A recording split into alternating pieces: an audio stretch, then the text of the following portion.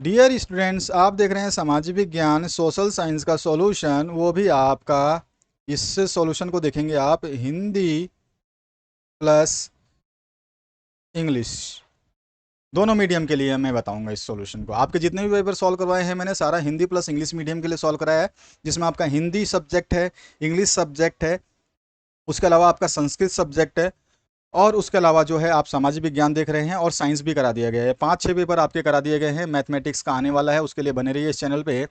पहले क्वेश्चन से स्टार्ट करते हैं फटाफट। भारत में पहली प्रिंटिंग प्रेस कब लाई गई थी? तो भारत में जो पहली प्रिंटिंग प्रेस लाई गई थी वो 16वीं शताब्दी में लाई थी, यानी कि when was the first printing press came to India? It was in 16th century. Next जो क्वेश्चन है, निम्न में से कौन खरीफ की फसल नहीं है? ये आपको बताना है कौन सी खरीफ की फसल नहीं है। तो दैट इज नॉन एज गेहूं, ठीक है ना, कि which of the following is not a kharif crop. गेहूं जो है, वीट जो है, ये खरीफ की फसल में शामिल नहीं की जाती है। अच्छा पेपर आया था इस बार का। और मैं आपको बता दूं, सही सही अगर विश्वास करोगे आप, तो सबसे पहले आपको एक चीज़ बताना चाहता हूं। अगर जो बच्चे इस वीडियो को देख रहे हैं और शांति से सुन रहे हैं तो उनके लिए एक बहुत इंपॉर्टेंट चीज़ सूचना मैं दे रहा हूँ। आपके एनसीईआरटी के सभी जिलों में या सभी स्टेट्स में सेम कोर्स है, यानी कि आप जो पेपर देख रहे हैं ये आपका तो है ही, ये एनसीईआरटी बेस्ड है। यूपी बोर्ड का जो होता है वो भी एनसीईआरटी बेस्ड होता है, राजस्थान बोर्ड का होता है वो भी एनसीईआरटी बेस्ड होता है, हिमाचल बोर्ड का जो होता है वो भी, जिसको एचपी बोस के नाम से जाना जाता है, उसका भी एनसीईआरटी बोर्ड है। और उसके अलावा जो है आपका सीबीएसई ऑलरेडी एनसीईआरटी बोर्ड में काउंट होती है, लेकिन उसका सारा वर्जन जो है आपके पेपर से ज़रा हट के होता है, इसलिए सीबीएसई को काउंट नहीं करते हैं। उसके अलावा जो है आपका हरियाणा बोर्ड जो है बिल्कुल सीबीएसई पैटर्न फॉलो करता है। उसके अलावा झारखंड बोर्ड जो है सीबीएसई पैटर्न को फॉलो करता है। एमपी बोर्ड जो मध्य प्रदेश बोर्ड है वो भी सीबीएसई पैटर्न को एनसीईआरटी बोर्ड को फॉलो करता है। उसके अलावा छत्तीसगढ़ बोर्ड भी जो है एनसीईआरटी को फॉलो करता है। तो ये सारे बोर्ड्स जो मैंने आपको बताए हैं, कम से कम 5 बोर्ड के पेपर्स जब भी मैं डालूं आपके मॉडल पेपर्स, तो उनको सभी को पढ़ लीजिए। गारंटी देता हूँ 90 से प्लस मार्क्स आपके आएंगे, क्योंकि लास्ट ईयर जो मैंने आपको बताया था सभी बच्चों को, जो बच्चे मेरे साथ पढ़ रहे थे पहले, तो उनको बताया था मैंने, जो भी मैं मॉडल पेपर्स डालता हूँ उन क्वेश्चन पेपर्स को जरूर देखिए, क्योंकि उनमें से अभी जो मैं आपका पेपर सॉल्व कर रहा हूँ तो ये सारे क्वेश्चंस मैंने कराए थे। इसमें से कोई ऐसा क्वेश्चन नहीं है केवल एमसीक्यू छोड़ करके जिसमें से 5 नंबर आपके कटते, उसके अलावा 95 मार्क्स आ जाते इसमें, अगर 100 नंबर का पेपर होता है। तो एक बात कह रहा हूँ मैं, 95% इसको अटेम्प्ट कर सकते थे आप। तो आपको ध्यान रखना है कि जितने भी एनसीईआरटी बेस्ड जो सिलेबस के जो कोर्सेज डाले जा रहे हैं, राजस्थान, हरियाणा, एमपी और एचपी, उसके अलावा उत्तराखंड तो है ही स्पेशल, जिसका अभी बोर्ड जो डायरेक्टर्स हैं उनसे बात हुई थी मेरी, और उन्होंने बोला है कि आपके मॉडल पेपर्स जारी किए जा सकते हैं। अभी हमारी गहन मीटिंग चल रही है, लेकिन कोरोना केसेस जैसे जैसे बढ़ रहे हैं तो हो सकता है कि ये लोग जिन्होंने आपका 100% सिलेबस दे दिया है ये जायज़ नहीं किया आपके साथ में।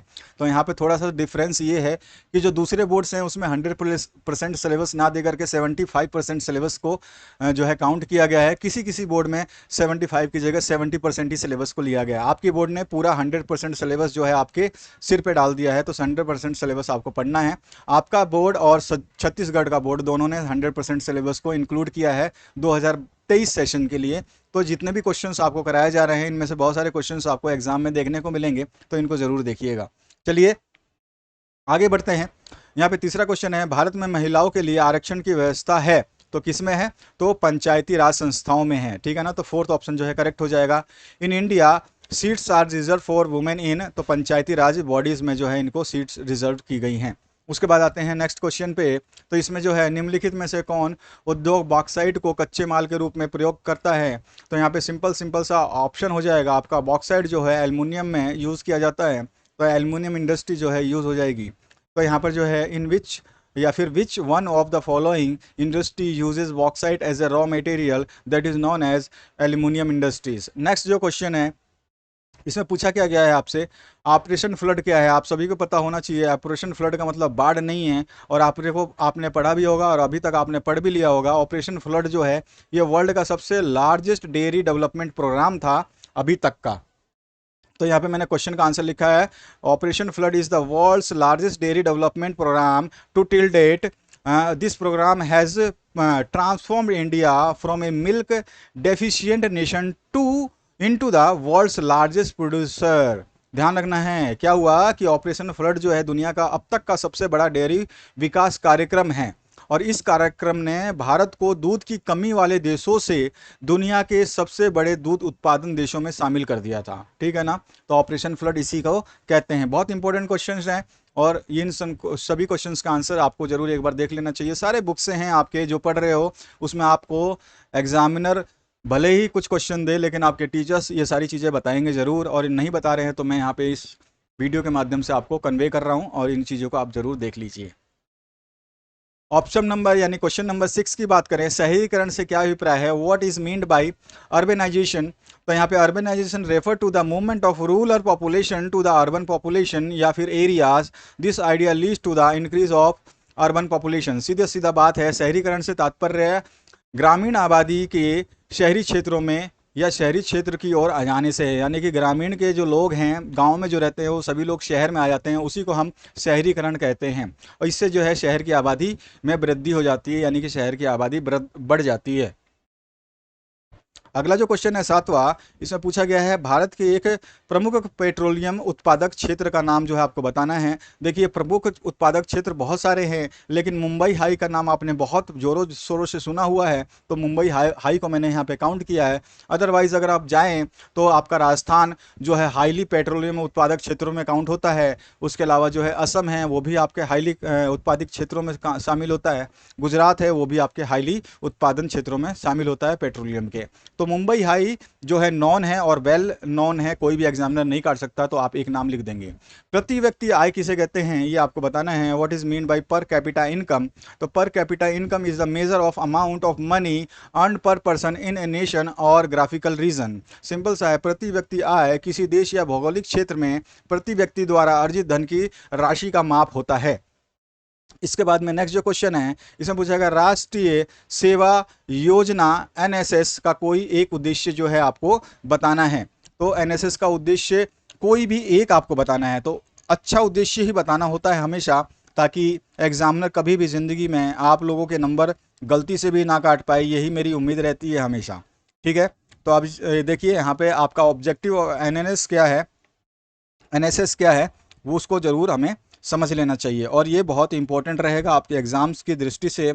और कॉम्पिटिटिव एग्जाम जो भी लोग कॉम्पिटिटिव एग्जाम देते हैं, तो उन लोगों को सारे के सारे क्वेश्चन पेपर्स देखना जरूरी है। तो राष्ट्रीय सेवा जो एनएनएस है वो क्या है, इसका ऑब्जेक्टिव क्या है।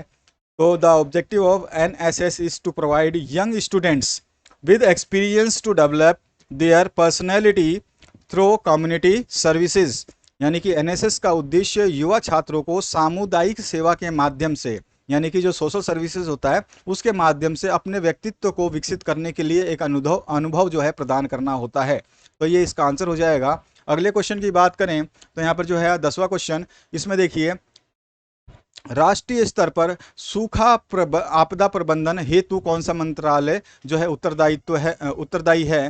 तो इसमें जो एग्रीकल्चर मिनिस्ट्री है इसको उत्तरदायी माना गया है। और जो आपके दूसरे जो इसके अलावा सूखा आपदा प्रबंधन के अलावा जितने भी मिनिस्ट्रीज है वो होम मिनिस्ट्री में चला जाता है, यानी गृह मंत्रालय में चला जाता है।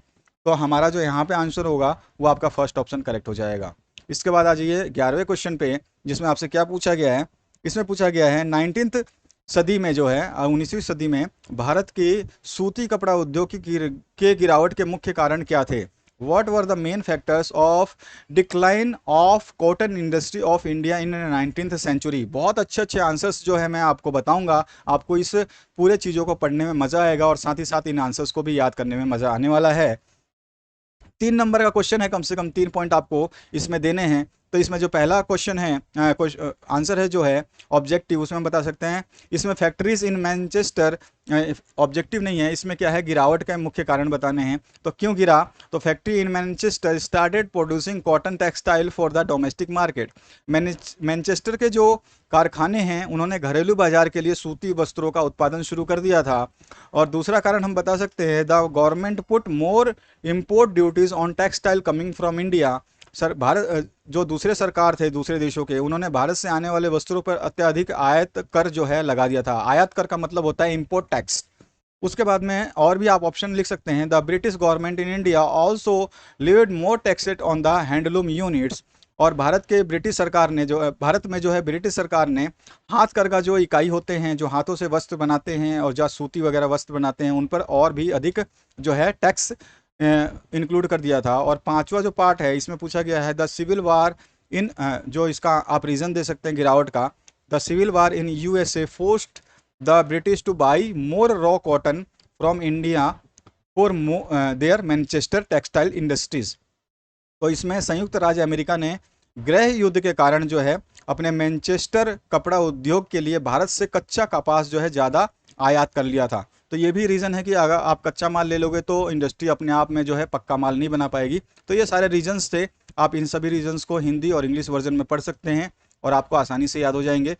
तो ये 5 रीजंस में से कोई भी आप 3 रीजंस 4 रीजंस लिख सकते हैं। उसके बाद में आ जाइए और ऑप्शन में। और ऑप्शन में पूछा गया है पहले विश्व युद्ध के समय भारत का औद्योगिक उत्पादन क्यों बढ़ा। जब पहला विश्व युद्ध हुआ तो भारत में उद्योग की स्थिति इतनी ज़्यादा बढ़ गई जो अल्पकल्पना आपके कल्पना से परे थी। उसका रीज़न क्या था वो हमसे पूछा गया है। तो यहाँ पर सीधा सीधा पूछा गया why did industrial production in India increases during the first world war. तो यहाँ पर जो है आप आंसर लिख सकते हैं industrial production in India increases during the first world war because British mills become busy to support the war needs and the import from Manchester declined while Indian mills suddenly had a huge home market to supply, or British government asked Indian factories to supply the war needs like jute bags, cloth, army uniform, tents, leather boots and horses etc. तो प्रथम विश्व युद्ध के दौरान भारत में औद्योगिक उत्पादन में वृद्धि हो गई क्योंकि ब्रिटिश जो मिलें थीं वो युद्ध की ज़रूरतों को पूरा करने वाले सामानों को बनाने में व्यस्त हो गई थी और मैनचेस्टर से जो आयात में प्रतिबंध लगा दिया गया था। जबकि भारतीय मिलों के पास जो है आपूर्ति के लिए अचानक से इतनी मांग बढ़ गई कि उनके पास आपूर्ति के लिए अचानक एक बड़ा सा बाजार उपलब्ध हो गया, और क्योंकि सारी चीज़ें जो है युद्ध में व्यस्त थी। और इसके अलावा जो है ब्रिटिश सरकार जो थी जो युद्ध में व्यस्त थी उसने भी अपने सारे के सारे चीज़ें जो बनवाने थे वो भारतीय कारखानों के ऊपर उड़ेल दिया, जैसे कि जूट के बैग, कपड़ा, सेना की वर्दी हो, तंबू हो या चमड़े के जूते हो, घोड़े आदि जैसे सभी युद्ध की ज़रूरतों के लिए भारतीय बाजार का सहारा लिया। इस वजह से जो है ये आपका उस समय जो है ड्यूरिंग फर्स्ट वर्ल्ड वार जो है इंडस्ट्रियल प्रोडक्शन जो है इंडिया में इंक्रीज़ हो गया। इसके बाद जो है 12वां क्वेश्चन ब्रेटन वुड्स समझौता का क्या अर्थ है। बहुत ही सिंपल सा क्वेश्चन है।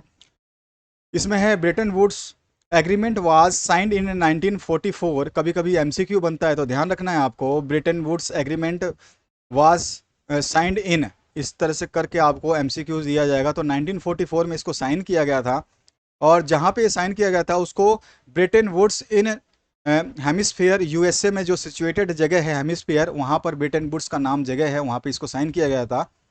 अब इसका एम क्या था ये भी बता सकते हैं इसमें। तो its aim was to maintain economic stability and full employment in the industrialised world. तो यहाँ पर इसका मुख्य उद्देश्य जो औद्योगिक विश्व में आर्थिक स्थिरता और पूर्ण रोजगार देना था। इसके अलावा जो है this led to the internationalisation of national currencies and monetary system, और इसके लिए जो है राष्ट्रीय मुद्रा और मौद्रिक व्यवस्थाओं का अंतर्राष्ट्रीयकरण किया गया था।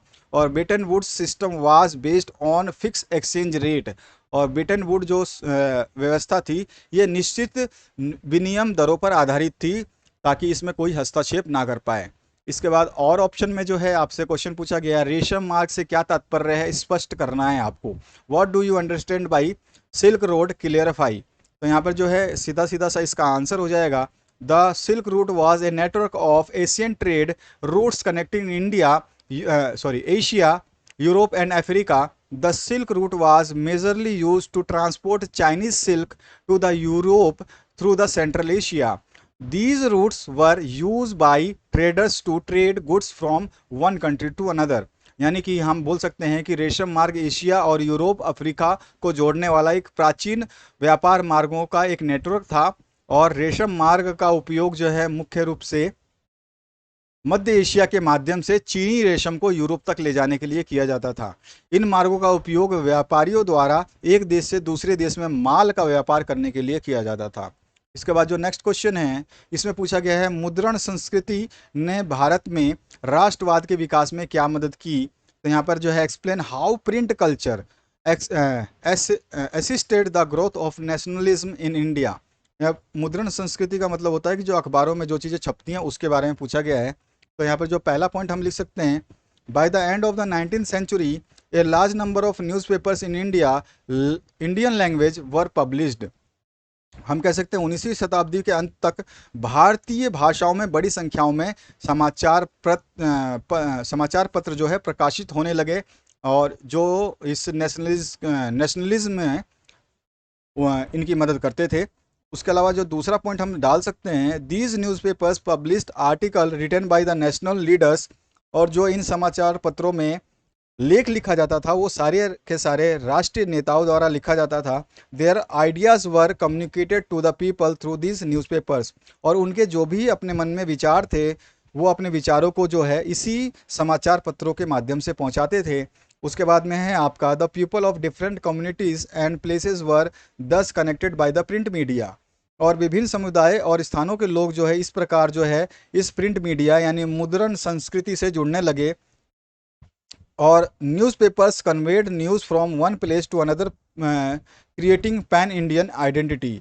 और जो है अखिल भारतीय पहचान के लिए समाचार पत्रों ने जो है एक स्थान से दूसरे स्थान तक जो है अपने आप को पहुंचा दिया। इसके बाद जो है nationalist newspaper exposed the colonial misrule and encourage the nationalist activities. और जो है ये जो आपके राष्ट्रवादी समाचार पत्र जो थे इन्होंने औपनिवेशिक कुशासन का पर्दाफाश भी किया और राष्ट्रीय गतिविधियों को प्रोत्साहित भी किया। इसके अलावा जो है आप और भी लिख सकते हैं, as this were written in the spoken language of various regions. और जो है इनको जो है अलग अलग भाषाओं में प्रकाशित किया गया था, तो कॉमन मैन जो आम आदमी था वो आसानी से इन सब चीज़ों को समझ सकता था। Thus it is clear print culture assist the growth of the nationalism in India. इससे यह स्पष्ट होता है कि मुद्रण संस्कृति ने भारत के राष्ट्रवाद के विकास में जो है बहुत सहायता की। इस तरह से जो है आप आंसर लिख सकते हैं। अगला जो क्वेश्चन है 14 नंबर, इसमें सीधा सीधा पूछा गया है नवीनीकरण योग्य संसाधन और अनवीनीकरण योग्य संसाधन से आप क्या समझते हैं, उदाहरण सहित आपको बता देना है। तो रिन्यूएबल सोर्सेज जो हैं वो अनलिमिटेड होते हैं और they can be produce again, और उनको दोबारा से जो है बनाया जा सकता है। एग्जाम्पल की बात करें कि जो है सोलर एनर्जी, विंड एनर्जी, ये सारे के सारे जो है रिन्यूएबल हैं, ये कभी ख़त्म नहीं होते हैं। आप जितनी भी हवा ले लो, जितना भी सूरज की किरणें ले लो, या जितना भी पानी खर्च कर लो, वो आपके ख़त्म नहीं होंगे। लेकिन ड्रिंकिंग वाटर ख़त्म हो सकता है, लेकिन पानी का सोर्स ख़त्म नहीं होगा, क्योंकि 70% अर्थ जो है वो खुद पानी है। उसके अलावा जो है आप दूसरा पॉइंट जो है इसमें पूछा गया आपसे, नॉन रिन्यूएबल सोर्सेज जो है उसके बारे में हम डिफाइन कर सकते हैं, दो sources which have limited reserves, यानी वो सोर्स जिनका भंडारण बहुत ही लिमिटेड है या सीमित है, and which take a lot time to produce are called non renewable resources. और ऐसे संसाधन जिनको वापस से दोबारा बनने में कई साल लग जाते हैं या सैकड़ों साल लग जाते हैं, उनको अनवीनीकरण संसाधन कहते हैं। एग्जाम्पल के लिए कोयला जो है, पेट्रोलियम है, नेचुरल गैसेस है, ये सारे के सारे इन्हीं चीज़ों में शामिल होते हैं। तो आप एग्जाम्पल के थ्रू भी समझा सकते हैं। ठीक है, अगला जो पार्ट है उसकी बात करते हैं। तो 15वां जो क्वेश्चन है इसमें पूछा गया है व्यापार संतुलन क्या है, समझाइए। तो यहाँ पे सीधा सीधा पूछा गया है, 12th में भी आपको पढ़ने को मिलेगा। जब भी आप लोग कॉमर्स ज्वाइन करेंगे और इकोनॉमिक्स पढ़ेंगे तो उसमें आपको ये क्वेश्चन मिलेगा, और हर बार पूछा जाता है बोर्ड में। मोस्ट इंपॉर्टेंट क्वेश्चनों में ये शामिल किया जाता है। 12th क्लास की बात कर रहा हूँ, 10th में भी ये आ सकता है दोबारा। तो यहाँ पर जो है ये balance of trade is known as net export और international trade balance. Balance of trade difference between the country's export and the import of goods for a given period of time. जो मेन डेफिनेशन है वो दूसरी line में दिया गया है। आप समझिए इस बात को, व्यापार संतुलन को शुद्ध निर्यात या अंतर्राष्ट्रीय व्यापार संतुलन के नाम से भी जाना जाता है। इसका दूसरा नाम जो है वो शुद्ध निर्यात भी है या अंतर्राष्ट्रीय व्यापार संतुलन भी कहलाता है, व्यापार संतुलन।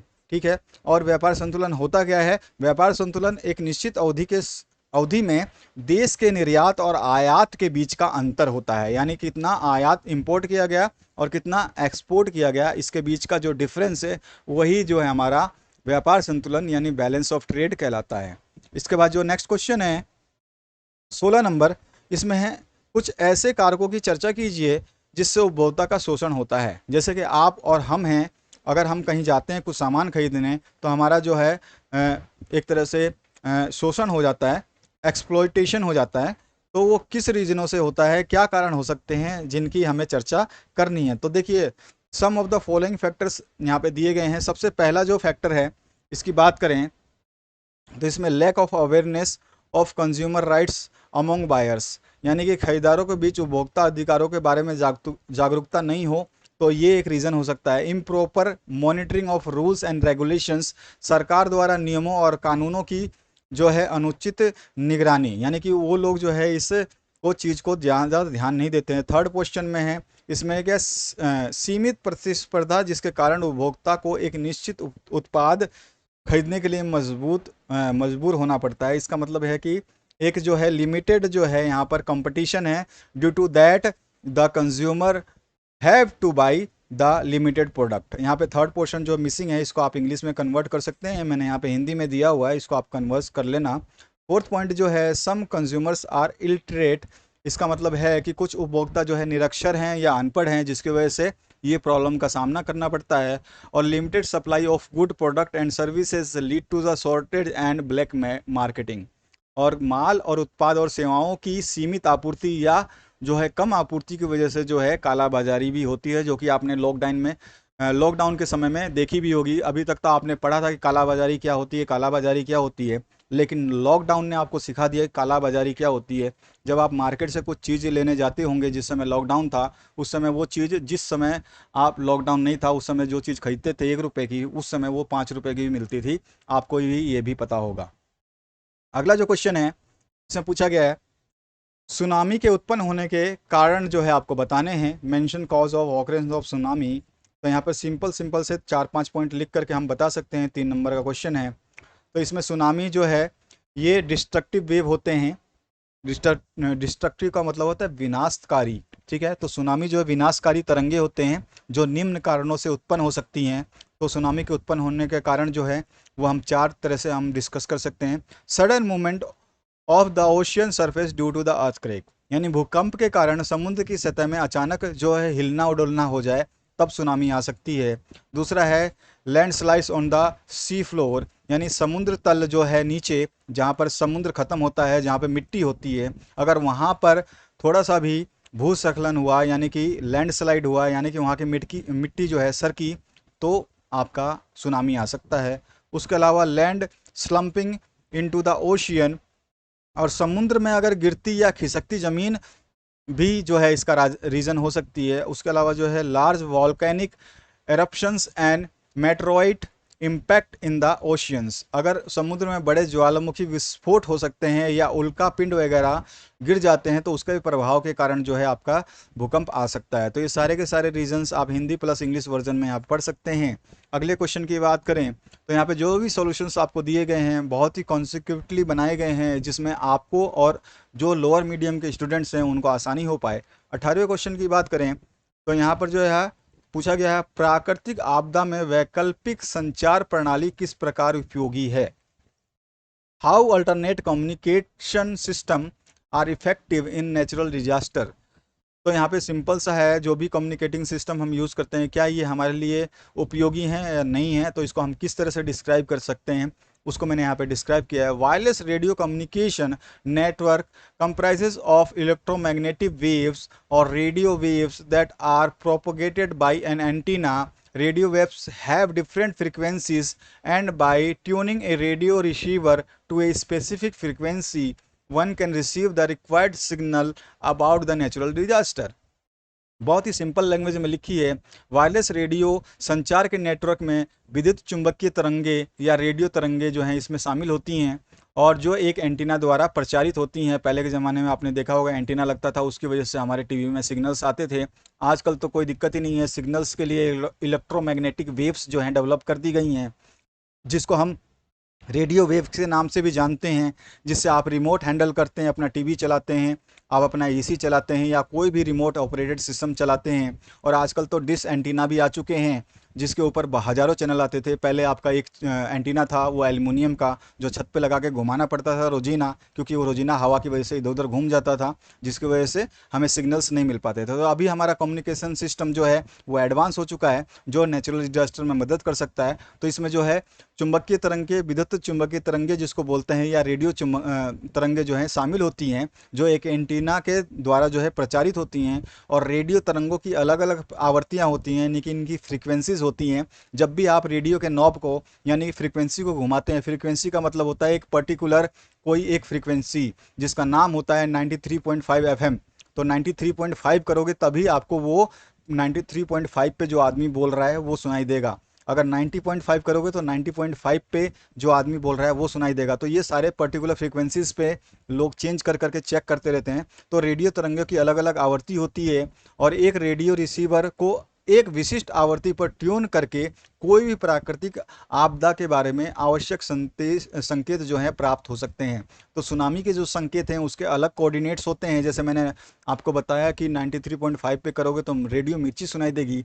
इसी तरह से डैश डैश डैश पे करोगे तो आपको ऑटोमेटिकली जो है वेव्स सुनाई देंगे, उनकी लहरें सुनाई देंगी, या प्राकृतिक आपदा सुनाई देंगी। तो उन सिस्टम पे ये जो है सिस्टम काम करता है। जब इसमें आप काम करोगे तो आपको पता चल जाएगा। लेकिन अभी आपको थ्योरेटिकल नॉलेज इतना ही काफ़ी रहेगा कि रेडियो एक्टिव तरंगे जो होती हैं ये काफ़ी जो है हायर फ्रिक्वेंसी की होती हैं, और आसानी से जो है ये कम्युनिकेट कर सकती हैं किसी भी चीज़ से। जिससे आपका मोबाइल टावर जो है वो कहीं लगा होता है, लेकिन आपके पास में सिग्नल्स, और आप फ़ोन कॉल्स कर सकते हैं, नेट चला सकते हैं। अभी आप जो वीडियो देख रहे हैं ये सारे के सारे रेडियो फ्रीक्वेंसीज हैं, जिसको रेडियो के नाम से आप जानते हैं, लेकिन एक्चुअली ये रेडियो नहीं है। इसका नाम ऐसा है कि रेडियो तरंगे इसको बोलते हैं, कि ये रेडिएशन से फैलती हैं। इसके बाद 19 जो क्वेश्चन है इसमें पूछा गया है 1789 में हुई फ्रांस की क्रांति का परिणाम आपको जो है बताना है। बहुत ही सिंपल सा क्वेश्चन है। क्या क्या कॉन्सिक्वेंसेस ऑफ फ्रेंच रेवोल्यूशंस थे 1789 ईडी के, वो आपको बताने हैं। तो following are the consequences of French revolutions. First option की बात करें तो French revolutions ends absolute monarchy in France and the establishment of republic considered. तो ये आपका क्वेश्चन हो गया। तो इसके आंसर्स को हम अगर हम हिंदी में समझना चाहें तो फ्रांसीसी क्रांति फ्रांस में पूर्ण स्वराज को समाप्त करके एक गणतंत्र की स्थापना मानी जाती है। ये था फ्रेंच रेवोल्यूशन का सबसे मेन इंपॉर्टेंट पॉइंट, जिसमें जो है कि फ्रांसीसी में जो है पूर्ण स्वराज पहले था, लेकिन उसको समाप्त कर दिया गया। और उसको समाप्त करने के बाद में जो है यहाँ पर एक गणराज्य की स्थापना, जैसे हमारा भारत गणराज्य है इस तरह का एक स्टेट डेवलप हुआ। पहले क्या है, हर किसी का अपना अपना तानाशाही चलती थी। दूसरा जो है liberty, equality and fraternity which had become the guiding principle of the French Revolution also became the foundational values of the French Republic। तो यहाँ पे सेकंड पॉइंट में बोला गया है स्वतंत्रता, समानता और बंधुत्व जो है ये फ्रांसीसी क्रांति के मार्गदर्शक सिद्धांत बन गए थे, और इसी वजह से जो फ्रांसीसी गणराज्य के मूलभूत मूल्य में इसको काउंट किया गया। इसके बाद में है third portion, the revolution led to the establishment of democratic government for the first time in the Europe. और इस जो क्रांति ने जो है यूरोप में पहली बार एक लोकतांत्रिक सरकार की जो है स्थापना कर दी। इसके बाद चौथा पॉइंट जो है इसमें पूछा गया है federalism was word by the revolution and the and clergy were brought under the state control. और सामंतवाद को क्रांति ने दफन कर दिया, और चर्च के पादरी और जो है चर्च और पादरी जो है ये राज्य के नियंत्रण में लाए गए। इसके बाद जो पांचवा पॉइंट अगर हम बात करें तो इसमें पूछा गया it led to the eventual rise of Napoleon Bonaparte as the emperor of France. इसने नेपोलियन बोनापार्ट को जो फ्रांस का जो है फ्रांस साम्राज्य का जो है सम्राट के रूप में जो है घोषित कर दिया, या उसका उदय हो गया। उसके बाद जो हम छठा पॉइंट अगर काउंट करें तो इसमें क्या बोला गया है it also signified the end of ancient beliefs and political system and arise the new era of industrial revolutions. तो इसने प्राचीन मान्यताओं और राजनीतिक व्यवस्थाओं को अंत कर दिया और औद्योगिक क्रांति के रूप में एक नए युग का जो है शुरुआत हुआ। उसके अलावा नेक्स्ट जो पॉइंट आप लिख सकते हैं, इसमें बोल सकते हैं it popularized the idea of nationalism. It also considered as a development of welfare state. और इसने राष्ट्रवाद के विचार को लोकप्रिय बना दिया और इसके कल्याणकारी जो राज्य का विकास भी इसने कर दिया। तो इस तरह से जो है 5-7 पॉइंट में आप लिख सकते हैं। ये सारे के सारे आंसर्स मैंने हिंदी में भी दिए हैं ताकि जो हिंदी मीडियम के स्टूडेंट्स नाराज़ हो रहे होंगे वो आराम से इसको पढ़ करके अपनी तैयारी बेहतरीन कर सकें।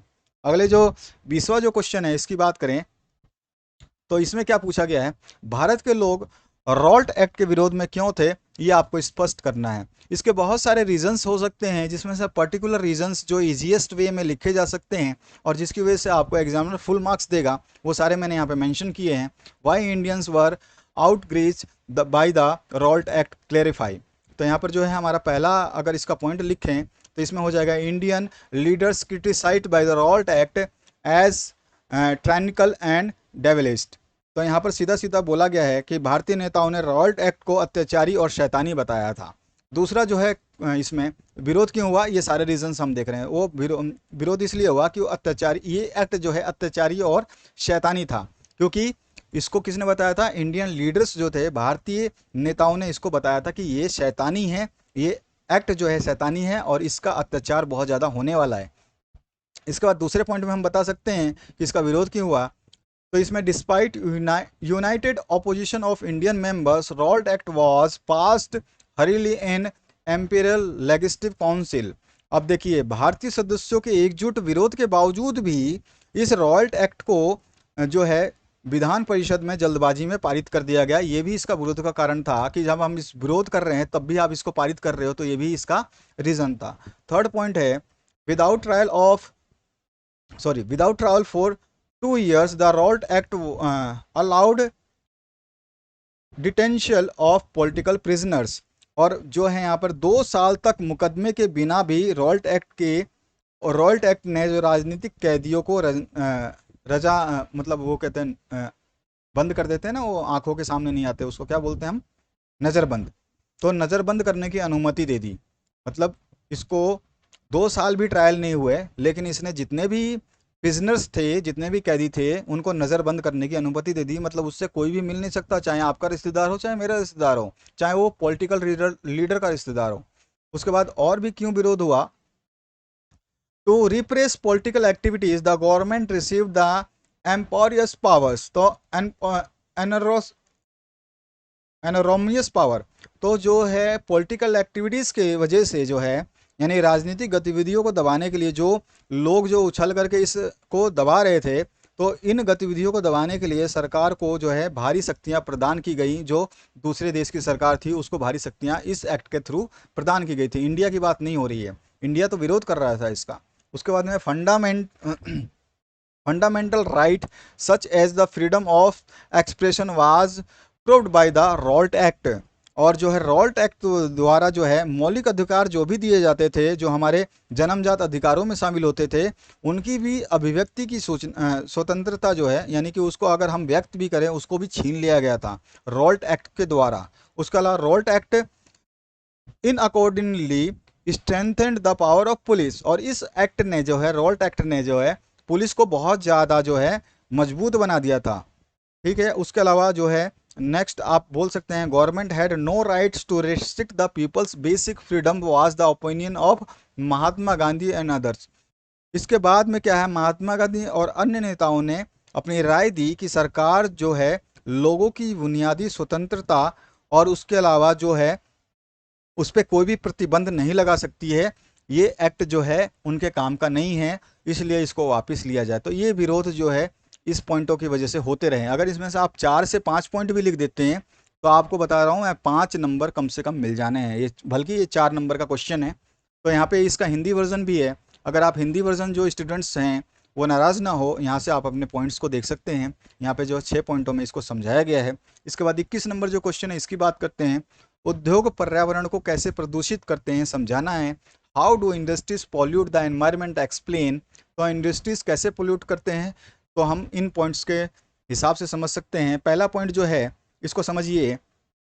इसमें पूछा गया है मतलब बताया गया कि इंडस्ट्रीज क्या करते हैं। सबसे देखिए पहले पॉइंट में है एयर पोल्यूशन फैलाता है इंडस्ट्री, दूसरे पॉइंट में है आपका वाटर पोल्यूशन करता है, तीसरे पॉइंट में है थर्मल पोल्यूशन करता है, और फोर्थ पॉइंट में है इसमें लैंड पोल्यूशन करता है, फिफ्थ पॉइंट में हमने दिया है नॉइज पोल्यूशन करता है। अगर मैं पहले पॉइंट की बात करूं, इस एयर पोल्यूशन में क्या होता है, तो इसमें क्या होता है, उद्योग जो है ये कार्बन डाइऑक्साइड और कार्बन मोनोऑक्साइड जैसी उच्च अनुपात वाले जो है हाईली मतलब रेशो वाले जो है ये जहरीले गैसों का उत्पादन करते हैं। यानी कि उत्पादन होता ही है, ऑब्वियस सी बात है, ऐसे प्रोडक्ट बनाओगे तो उत्पादन होगा ही।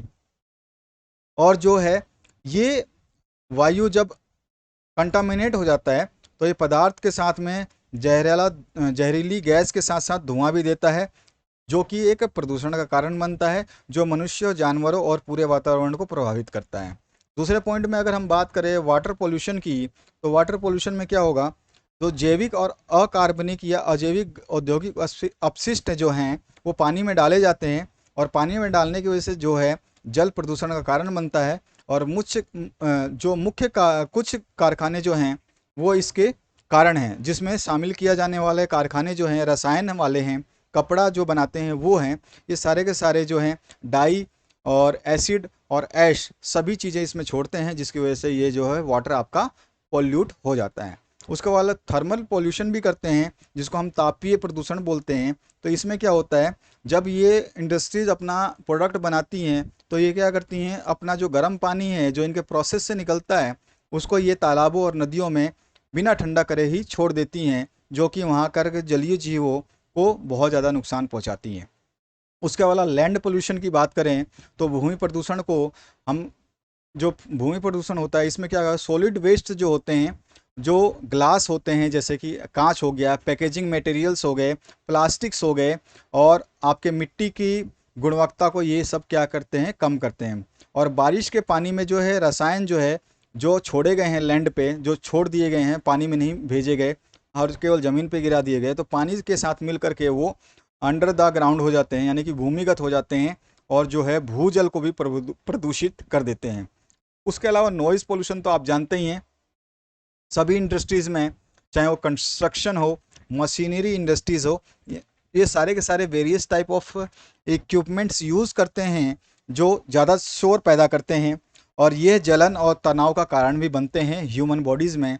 और ये क्या करते हैं, हेल्थ के लिए बहुत सारे प्रॉब्लम क्रिएट्स करते हैं, जिसमें हार्ट रेट जो है बढ़ जाती है और ब्लड प्रेशर भी बढ़ जाता है। तो ये सारे रीजंस हो सकते हैं, इन सभी रीजंस को आप देख सकते हैं।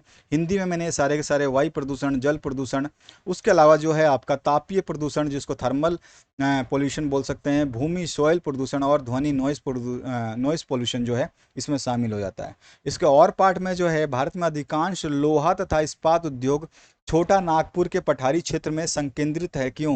क्योंकि इसके बहुत सारे रीजंस हैं। सबसे पहला इंपॉर्टेंट रीज़न हम बोल सकते हैं ट्रांसपोर्टेशन कॉस्ट, क्योंकि यहाँ पर जो है छोटा नागपुर पठार के आसपास लोहो और उद्योगों का जो है सघनता से उपयोग मतलब इंडस्ट्रीज बसाई जाती हैं, उसके लिए मुख्य कारक जो है लो ट्रांसपोर्टेशन कॉस्ट है, यानी कि कम परिवहन लागत है।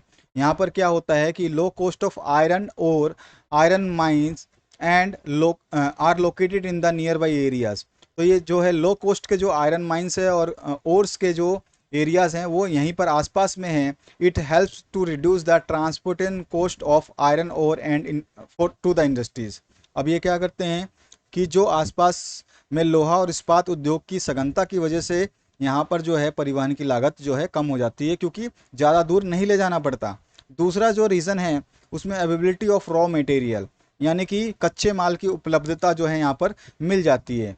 अगर हम बात करें तो यहाँ पर जो सीधा सीधा बोल रहा है कि उच्च ग्रेड के कच्चे माल, अन्य जो है भारी कच्चे माल जिसमें कोकिंग कोल होता है, चूना पत्थर होता है, वो आसानी से उपलब्ध हो जाते हैं। इसलिए जो है आपका पठेरू है छोटा नागपुर, ये काफ़ी फेमस है इन उद्योगों के लिए। अवेलेबिलिटी ऑफ चीप लेबर की बात करें तो यहाँ पर जो है आपका झारखंड, उड़ीसा और बिहार जो है इसके आसपास के एरिया में पड़ते हैं, तो यहाँ पर बहुत सारे जो श्रमिक है वो बहुत ही सस्ते रूप से मिल जाते हैं। अगर कोई श्रमिक काम नहीं करता है तो उसकी जगह जो दूसरा श्रमिक है उसको भी ले सकते हैं, यानी कि यहाँ पे काम की कमी नहीं है, केवल श्रमिक की कमी होती है। तो श्रमिक की भी कमी नहीं है, श्रमिक भी आसानी से मिल जाते हैं। डेंस ट्रांसपोर्ट नेटवर्क है। डेंस ट्रांसपोर्ट नेटवर्क का मतलब हो जाता है सघन परिवहन नेटवर्क है, यानी कि यह क्षेत्र जो है रोडेज रेलवे से अच्छी तरह से जुड़ा हुआ है। यहाँ पे रोडवेज भी है, रेलवे भी है, जो कच्चे माल और तैयार माल को जो है उद्योग और बाजारों में आसानी से पहुंचा देते हैं। उसके अलावा पोर्ट फैसिलिटी भी है यहाँ पर जो है पास में जो है कोलकाता पोर्ट है, जो पूरा का पूरा जो है सी को एक बहुत बड़े एरिया को कवर करता है। तो इसलिए एक विकसित बंदरगाह कोलकाता पोर्ट के नाम से जो अवेलेबल है यहाँ पर। तो जो भी यहाँ पे मैन्युफैक्चर्ड मटेरियल है, इनको एक्सपोर्ट करने के काम के लिए जो है वो प्रसिद्ध है और सपोर्ट भी करता है। तो इस तरह से हम इस आंसर को लिख सकते हैं। इसके पॉइंट्स को आप यहाँ से हिंदी मीडियम वाले स्टूडेंट्स नोट्स कर सकते हैं। इसके बाद जो है आपका 22 नंबर जो क्वेश्चन है, power sharing is constitutional ensure. इसमें देखिए, mention the different forms of power sharing in the democracy. तो पावर शेयरिंग डेमोक्रेसी में, यानी कि लोकतंत्र में पावर शेयरिंग या सत्ता की साझेदारी कैसे होती है, तो इसको 3 फॉर्म में किया जाता है। सबसे पहला फॉर्म अगर बात करूं तो सबसे पहले तो एक इसकी हेडिंग डाल लीजिए ताकि आपको समझ में आए कि सत्ता की जो चीज़ है उसके बारे में क्या बताया गया। तो देखिए, power sharing in constitution ensures a balance between the all section of the society. संविधान में सत्ता का बंटवारा जो है समाज के सभी वर्गों के बीच में संतुलन बनाने के लिए होता है। All the states should have some form of power sharing. और सभी के सभी राज्य जो है किसी ना किसी रूप में सत्ता की साझेदारी करते हैं। It is integral for a democracy to increase the chances of opportunity for every individual. It brings the political order to a country. तो यहाँ पर सीधा सीधा बोला गया है कि जो भी है, जो आपका लोकतंत्र है, इसके लिए प्रत्येक व्यक्ति के लिए अवसर की संभावना और देश में राजनीतिक व्यवस्था जो है उसकी व्यवस्था की जाती है। अब इसमें फर्स्ट पार्ट की बात करें तो फॉर्म्स ऑफ पावर शेयरिंग क्या क्या हो सकती हैं। तो इसमें देखिए 3 पावर शेयरिंग होती हैं। पहला हॉरिजॉन्टल डिस्ट्रीब्यूशन सिस्टम कहलाता है, जिसमें हम बोल सकते हैं शक्ति का क्षैतिज वितरण, ठीक है ना। तो क्षैतिज वितरण में क्या होता है कि आपका, मैं पॉइंट डिस्कस कर देता हूँ, इसको हिंदी में समझा देता हूँ, आप इंग्लिश में पढ़ सकते हैं। तो इसमें क्या होता है कि शक्ति का जब क्षैतिज वितरण करते हैं तो सत्ता को सरकार के विभिन्न अंगों, जैसे कि आपका लेजिस्लेटिव जो है, विधायिका, कार्यपालिका और न्यायपालिका के बीच में साझा किया जाता है, ठीक है। अगर हम एक एग्जाम्पल लें तो ये वितरण ये सुनिश्चित करता है कि कोई भी अंग जो है वो असीमित शक्ति का प्रयोग या उपयोग नहीं कर सकता है। दूसरा जो है, इसमें प्रत्येक अंग जो है एक दूसरे के ऊपर नज़र रखता है, यानी कि मैं आप पे नज़र रखता हूँ, आप मुझ पे नज़र रखते हो, अगर हम दोनों की सत्ता है गवर्नमेंट के अंदर। और अलग पॉइंट और लिख सकते हैं, this system of arrangement is called system of check and balance. जो ये व्यवस्था प्रणाली है, इसको जांच और संतुलन की प्रणाली के नाम से भी जाना जाता है। तो ये चीज़ें जो हैं हमें पता होनी चाहिए। उसके अलावा जो है दूसरा जो पॉइंट है, जो हमारा पावर शेयरिंग किया जाता है, वो वर्टिकल डिस्ट्रीब्यूशन पावर सिस्टम कहलाता है, जिसमें शक्ति का लंबवत वितरण कहलाता है ये। और इसमें क्या होता है, पहले में तो पावर शेयरिंग था जो वो पूरे के पूरे देश में था, ठीक है। अब इसमें जो होगा, मतलब जो सत्ता का क्षैतिज वितरण था उसमें सरकार थी जो सत्ता का वितरण करती थी। अब जो है यहाँ पर सेकंड वाले में आपका, जिसमें वर्टिकल डिस्ट्रीब्यूशन सिस्टम है, जिसमें आपका आ जाता है सीधा सीधा शक्ति का लंबवत वितरण। इसमें केंद्र और राज्य सरकार के बीच जो है सत्ता का बंटवारा होता है, और यही सरकार जो है संघीय प्रणाली में होती है, ठीक है ना। और उसके अलावा उदाहरण की बात करें तो भारतीय केंद्र सरकार या राज्य सरकार जो है इसके एग्जाम्पल्स हो सकते हैं, ठीक है ना। वर्टिकल पावर सिस्टम में sharing of power between the central and the government, this take place in the federal system of government, ठीक है।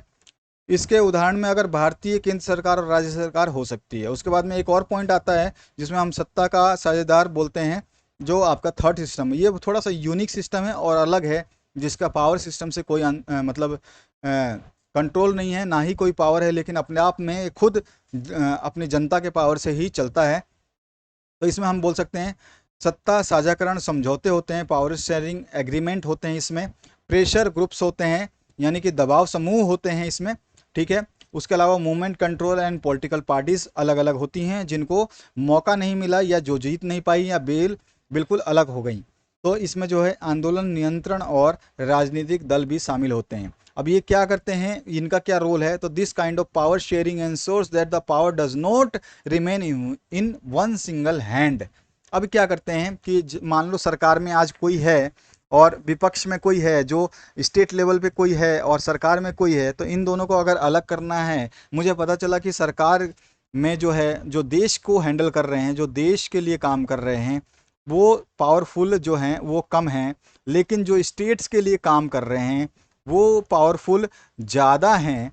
तो मैं क्या करूँगा, स्टेट्स को जो है सेंट्रल गवर्नमेंट में इस देश की जगह पे लाना चाहूँगा, तो मैं मेरे पास ये कंट्रोल होता है। यानी कि थर्ड पावर शेयरिंग में यही आता है कि हम लोग मिलकर के देश की पावर को गिरा सकते हैं और जो है स्टेट की पावर को उठा सकते हैं। और कभी कभी उल्टा भी होता है कि स्टेट्स में कोई दिक्कत होती है तो हम देश की पावर को स्टेट्स में लागू करवा सकते हैं। तो हमारे पास जो थर्ड काइंड की पावर होती है वो आम जनता के पास होती है, जिसमें हम लोग खुद भी इन्वॉल्व हो सकते हैं, प्रेशर ग्रुप इन्वॉल्व हो सकते हैं, जिसको हम बोलते हैं कि दबाव समूह।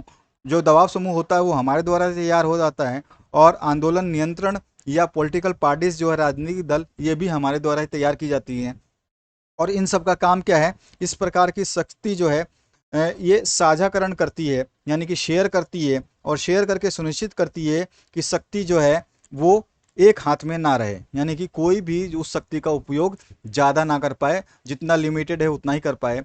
और दूसरा कारण हम बोल सकते हैं, लंबी अवधि के लिए सत्ता के विभिन्न राजनीतिक दलों के बीच में साझेदारी की जाती है, जिसके जो विभिन्न विचारधाराओं और सामाजिक समूहों का प्रतिनिधित्व करते हैं, यानी कि हमारी बातें मानते हैं। तो इसको मैंने हिंदी में भी यहाँ पे समझाया है। अगर जो स्टूडेंट्स हिंदी मीडियम के हैं, जो इंग्लिश वर्जन को नहीं समझ पाए होंगे, तो यहाँ पर जो है हिंदी को ज़रूर समझ लें। लेकिन मैं हमेशा रिक्वेस्ट करूँगा कि आप लोग थोड़ा सा इंग्लिश पढ़ना शुरू कर दें। भले ही आपने हिंदी मीडियम ले रखा है, लेकिन आप थोड़ा थोड़ा जो क्वेश्चंस को रीड करते हैं, मैं कह नहीं रहा हूँ कि आप याद करिए इंग्लिश में, ये इंग्लिश वाले पोर्शंस को थोड़ा ज़रूर पढ़िए, ताकि आपकी इंग्लिश और जो है आपके थोड़ा सा जो लैंग्वेजल मिस्टेक है उसको सुधार सकें। कुछ चीज़ें जो आदमी पूछता है कि नेपोलिज्म है या फिर बायस्ड है, तो ये क्या होता है आपको पता ही नहीं चलेगा जब तक आप इन चीज़ों को पढ़ेंगे नहीं। 23 नंबर क्वेश्चन की बात करें, सामाजिक विभाजन किस तरह से राजनीति को प्रभावित करते हैं। उदाहरण भी देना है आपको। राजनीतिक विभाजन जो है बहुत बुरी तरह जो है सामाजिक विभाजन को प्रभावित करते हैं। आप अच्छी तरह से जानते हैं, ये बहुत ही विषैला कॉम्बिनेशन होता है। राजनीति जो है आज की डेट में आप जानते हो, घर वालों को भी नहीं सोचता है और बाहर वालों को भी नहीं सोचता है। तो जब घर वालों को नहीं सोचेगा तो बाहर वालों को कैसे सोचेगा। तो यहाँ पर जो है पहला आपका हो जाएगा, a deadly combination of social divisions and politics can अकर।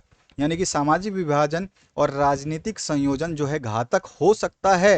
यहाँ पे सीधा सीधा पहले लाइन में यही बता दिया कि सामाजिक विभाजन जो है किस तरह से राजनीति को प्रभावित करते हैं। तो सोशल डिवीजन और पॉलिटिक्स अगर दोनों मिल जाए ना, तो ये पूरे देश के लिए खतरा हो सकते हैं। In a democracy several political parties complete for votes. यानी कि राजनीतिक जितने भी लोकतंत्र में राजनीतिक पार्टियां हैं या दल हैं, वो सारे के सारे वोट के लिए जो हैं प्रतिस्पर्धा करती हैं। Because competition tends to divide society. और जो ये प्रतिस्पर्धा है ये समाज को विभाजित करती है। कोई बोलता है मैं मुस्लिम हूँ तो मुझे वोट दीजिए, कोई बोलता है मैं हिंदू हूँ, कोई बोलता है मैं राजस्थानी हूँ, कोई बोलता है मैं बिहारी हूँ। तो इस तरह से वोट्स जो हैं राजस्थान, हरियाणा और बिहार स्टेट वाइज भी कंट्रीब्यूट होते हैं। कई बार जन्मजात भी प्रोड्यूस होते हैं कि मैं अगर मुस्लिम हूँ तो मैं मुस्लिम जो भी खड़े होने वाला है उसको दूंगा। If they begin competing on the basis of existing social division. अगर ये मौजूदा सामाजिक विभाजनों के आधार पर प्रतिस्पर्धा शुरू कर देंगे, those division make converted into political divisions. और ये जो है विभाजन जो है राजनीतिक विभाजन में परिवर्तित हो जाएंगे और रिजल्टिंग इन कॉन्फ्लिक्ट। और ये किसका रूप ले लेंगे, एंड इवन कंट्री डिसोल्यूशन। और ये ऐसा ले सकते हैं रूप कि इससे हिंसा भी हो जाएगी, साथ साथ में पूरे देश जो है वो खतरे में पड़ जाएगा। इसका मतलब है कि पूरे देश का विघटन भी हो सकता है। ये एक सामाजिक विभाजन जो है राजनीतिक को कैसे तरह प्रभावित करता है, ये इसका मेन मुद्दा है जो फर्स्ट लाइन फर्स्ट पैराग्राफ जो दी रखी है बहुत ही इंपॉर्टेंट पैराग्राफ है।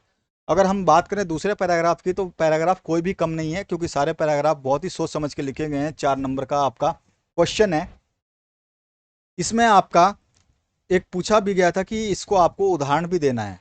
तो अगर हम इस बात को समझें तो कोलैप्स ऑफ यूगोस्लोवाकिया, जिसका नाम भी आप लोगों गलती से सही नहीं पढ़ पाते हैं, इसका जब विभाजन हुआ था, इसी वजह से पॉलिटिकल सिस्टम में विभाजन हुआ था, लोग जब एक दूसरे से सहमत नहीं थे, तो इसको 6 ऑटोनोमस कंट्रीज इन में विभाजित किया गया था, यानी 6 टुकड़ों में इसका पतन हुआ था। 6 देश बन गए, 6 अलग अलग हिस्से बन गए। ठीक है, तो ये इसका एक एग्जाम्पल है। और combination of social division and politics is not always negative. लेकिन अगर हम बात करें तो हमेशा जो है पॉलिटिक्स और सोशल डिवीजन जो है ये नेगेटिव नहीं होते हैं, मतलब इसका परिणाम नेगेटिव नहीं होता है। Sometimes it's help to raise the problems and request that the government address them. कई कई बार जब आप आंदोलन करते हैं या किसी चीज़ का विरोध करते हैं, तो पॉलिटिकल पार्टीज जो है इसको नकारात्मक ना लेते हुए इनको समझौते के रूप में देखती है और आपके लिए वो चीज़ें करती हैं जिसके लिए आपने वो आंदोलन किया है। जैसे कि आप देख सकते हैं हमारे देश में बहुत सारे आंदोलन हमेशा होते रहते हैं, 4 दिन 5 दिन 10 दिन होते हैं, उसके बाद में वो ख़त्म हो जाते हैं। जैसे कि आप देख सकते हैं गुर्जर आंदोलन होता है, ठीक है। उसके अलावा जो है आपका कभी कभी जो एस एस जो आपके शेड्यूल कास्ट है, SC ST करवाते हैं, ये जो आपका आंदोलन है ये भी होता है। लेकिन ये कुछ दिन के लिए होते हैं, क्योंकि इनके पास फिर बाद में बचा हुआ खाना खाने के लिए पैसे नहीं होते ना, आंदोलन में खर्च कर देते हैं। तो यहाँ पे कहीं से फाइनेंशियल फंडिंग नहीं होती है, और कई बार फंडिंग होती है तो ये कई दिनों तक रेल की पकड़ पटरियाँ उखाड़ देते हैं, कई ट्रांसपोर्ट बंद कर देते हैं, कई लोगों का जीना दुभर कर देते हैं, इनको पता नहीं है। और यही लोग जो ये आंदोलन करते हैं, ये जो आदमी बैठे हुए हैं, अगर 1000 लोग बैठे हुए एक सड़क पे, तो ये 1000 लोग ही बाद में आप लोगों को भी गालियाँ देते हैं जब आप लोग कोई आंदोलन करते हैं कि इनके पास कोई काम नहीं है, बार बार आंदोलन करते हैं। और ये नहीं सोचते कि इन्होंने अपने आंदोलन के चक्कर में सड़क जाम किया, रेल जाम किया, या फिर जो भी नॉर्मल पब्लिक के अवेलेबिलिटी वाले साधन है सबको जाम किया, रोडवेज जाम कर देते हैं यहाँ तक कि। और प्राइवेट जो गाड़ियाँ हैं, आपकी कार या आप अपनी जीप लेके जाते हैं, उनको भी पास नहीं होने देते। तो सारे के सारे रीजंस जो हैं ये इस तरह के आपको देखने को मिलेंगे। तो ये सारी चीज़ें जो क्या है कोलैप्स कर जाती हैं, सब कुछ तबाह कर देती हैं। और अगर इसको गवर्नमेंट इग्नोर कर देती है, बोलती है यार चलो कोई बात नहीं, 4 दिन की बात है, इसके बाद में ये शांत हो जाएंगे, तो इनका कुछ भी नहीं होता, बस ये हाँ हाँ करके और फिर रुक जाते हैं। ठीक है, तो इन लोगों का कुछ भी एम नहीं होता है, केवल ये एक बार मीडिया में आने के लिए, आप तक अपना दर्शन पहुंचाने के लिए, आपको अपना फेस दिखाने के लिए जो है इस तरह का काम करते हैं। अदरवाइज इनका कोई भी रोल नहीं होता है। तो इन सब चीज़ों को इग्नोर करिए और इस टाइप की एक्टिविटीज़ ना करें। जैसे कि अभी अग्निपथ का स्कीम हुआ था, वो भी स्कीम बेकार है। लेकिन देखिए अब अग्निपथ का स्कीम आया हुआ है, वो आपको बेकार लग रहा है, तो आप उसमें कंट्रीब्यूट ना करें, आप उसमें पार्टिसिपेट ना करें, आप उसमें एडमिट ना हो, आप उसमें एडमिशन ही नहीं लेंगे।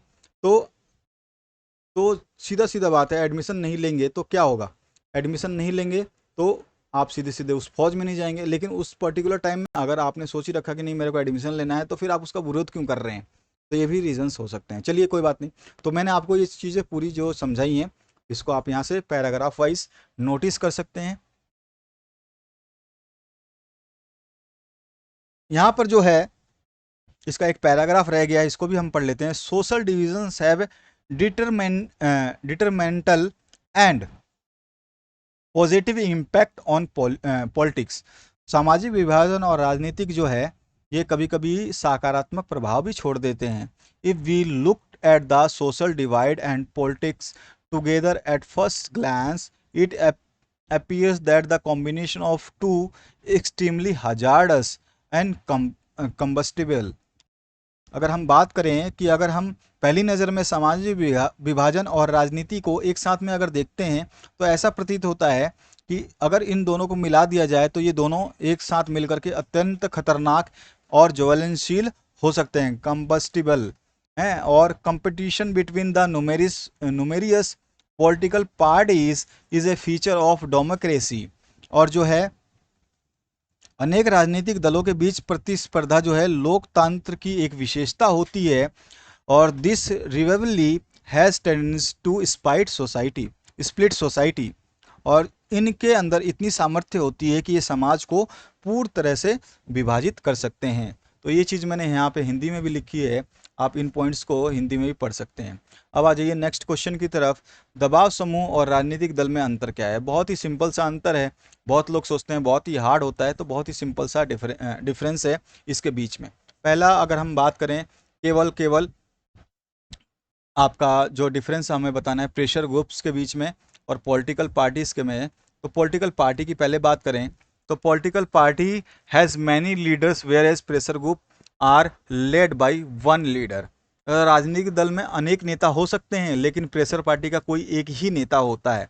Political parties consist of only few selected people.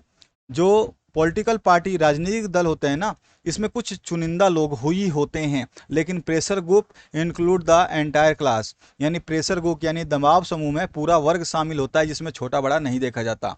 Third point जो है political parties play a direct role in the power.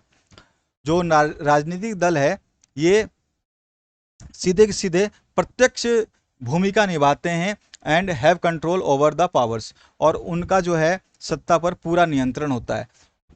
उसके अलावा जो pressure groups do not have the power there powers, और जो ये दबाव समूह होते हैं इनके पास जो पॉलिटिकल पावर्स होते हैं उस टाइप के पावर्स नहीं होते हैं। इसके अलावा और एक बात कह सकते हैं पॉलिटिकल पार्टीज हैव पावर्स और it has deep roots whereas pressure groups depend only on the powers of the people.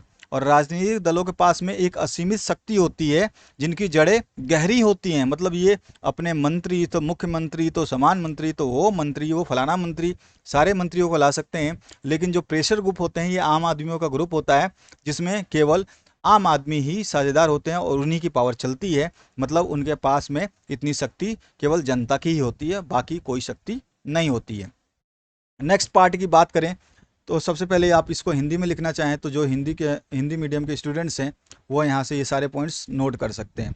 इसके बाद इसका और पार्ट जो है इसमें आ जाइए तो वेरियस फंक्शंस बताने हैं। चलिए देखिए, सबसे पहले discuss the functions of political parties in democracy. Democracy में पॉलिटिकल पार्टीज करती क्या है? एक्चुअली ये जो राजनीति में पार्टियां जाती हैं, मैं लड़ता हूँ, कभी चुनाव चिन्ह हाथ रखता हूँ, मशीन रखता हूँ, साइकिल रखता हूँ, तो हम करते क्या हैं ये चीज़ इसमें पूछा गया है। तो देखिए सबसे पहला candidates are put forward the political parties to contest the election. सबसे पहला क्या है कार्य उसका? राजनीतिक दल द्वारा जो है उम्मीदवारों को, जो भी उसके उम्मीदवार हैं उनके द्वारा चुनाव लड़ने के लिए जो है सामने खड़ा किया जाता है, रखा जाता है। दूसरा पॉइंट जो है दीज कैंडिडेट्स में chosen by the top leaders और by the members of the party. और जो उम्मीदवार ये चुनाव लड़ते हैं उनको शीर्ष नेताओं या पार्टियों के सदस्य द्वारा चुना जाता है। थर्ड है parties put their policies and programs for the voters to choose them. और पार्टी जो हैं, जो भी पार्टियां हैं, वो अपनी नीतियां और कार्यक्रम जो है मतदाताओं के सामने रखती हैं ताकि वो उनको चुन सके। उसके अलावा जो चौथा पॉइंट है political parties play a major role in making laws of the country. जो राजनीतिक पार्टियां हैं ये क्या करती हैं? देश के लिए कानून जो है उसको बनाने में मुख्य भूमिका निभाती हैं। ठीक है, उसके बाद में जब कानून मान लो इन्होंने बना दिया तो no law can be implemented unless the majority party support it. तो कोई भी कानून तब तक लागू नहीं किया जा सकता जब तक बहुमत दल जो है उसको समर्थन ना करे। उसके बाद छठा पॉइंट जो है उसकी बात करें तो इसमें बोला गया है political parties forms and run government. जो राजनीतिक दल है वो सरकारें बनाती हैं और उसको चलाती भी हैं। सातवां पॉइंट जो है parties that lose election play the role of opposition in the party in the power. ये क्या करती है? चुनाव हारने वाली जो पार्टी है, मान लो आप जीते नहीं तो आप हार गए, तो आप विपक्ष के रूप में, यानी कि जो पार्टी जीती है वो क्या कर रही है उसके विपक्ष के रूप में, यानी कि वो क्या कर रही है या क्या नहीं कर रही है उसके ऊपर निगरानी रखने के काम करती है, यानी विपक्ष का काम करती है। इसके अलावा आठवां पॉइंट जो है पार्टी शेप्स पब्लिक ओपिनियन। तो यहाँ पर जो है पार्टियां जो है जनमत को जो है आकार देती हैं। 9वां पॉइंट जो है political parties form an important link between the government and the people. जो राजनीतिक दल है ये सरकार और लोगों के बीच एक महत्वपूर्ण कड़ी को बनाती हैं। इसके अलावा जो 10वां पॉइंट है उसमें लिख सकते हैं किसी भी यानी it is easy for the public to approach the local leader than an government official. यानी कि किसी भी सरकारी कर्मचारी की तुलना में जनता अपने स्थानीय नेता के संपर्क में आसानी से जो है पहुंच सकती है। तो ये भी एक रीज़न है। और उसके अलावा जो है the local leaders has to listen the public demand. जो स्थानीय नेता है, लोकल नेता है, वो जनता की मांग को उनको सुननी ही होगी, otherwise he will lose the next election. क्या होगा अगर नहीं हुआ तो क्या, तो अगला चुनाव वो हार जाएंगे। तो ये सारी चीज़ें जो हैं लोकतंत्र में एक राजनीतिक दल जो है ये सारे काम करते हैं अपने पार्टी को, अपने आप को जो है बचाने के लिए आने वाले समय के लिए। तो इसका हिंदी वर्जन जो है आप नीचे देख सकते हैं, यहाँ पे मैंने लिखा है जो हिंदी में अभी अभी समझाया मैंने आपको, ये सारे पॉइंट्स लाइन वाइज आप देख सकते हैं। उसके बाद जो नेक्स्ट क्वेश्चन है उसकी बात करें तो यहाँ पर जो 25वां क्वेश्चन है, संघवाद क्या है, संघीय व्यवस्था की महत्वपूर्ण विशेषताएं बताने हैं।